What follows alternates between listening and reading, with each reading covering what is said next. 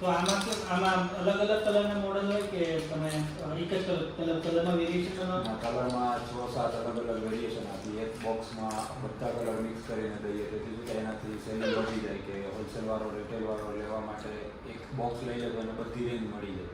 પછી આમાં અલગ અલગ સ્ટીકર્સ નાખી દઈએ જેનાથી બાળકો એટ્રેક્ટ થાય કે આ ઠીક છે, આ મારે એમ્બ્યુલન્સ જોઈએ, પોલીસ કાર જોઈએ.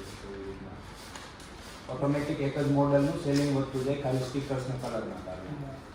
અને આની તમે ક્વોલિટી મેન્ટેન કરવી હોય દર વખતે તો તમે એના માટે કંઈ ખાસ કરો કે એમ ખાસ નહીં, પણ કેવું પ્રોડક્શન લાઈન એવી રીતે સેટ કરીએ કે જે પ્રોડક્ટનો મતલબ કોઈ પણ પ્રોસેસ એન્ડ થતી હોય ને ત્યાં કોઈ એક માણસ એવો બેસાડ્યો કે ક્વોલિટી ચેક કરી ઓકે પીસ હોય એને જ આગળ બીજી પ્રોસેસમાં મોકલે, જેથી કરીને બાકીના પ્રોસેસમાં ખોટું બર્ડન ના આવે કે એક પીસ માનો કે આગળ ખરાબ થયું છે તો છેક સુધી ખરાબ જાય તો બીજી બધી પ્રોસેસનું ચડે કારણ વગર.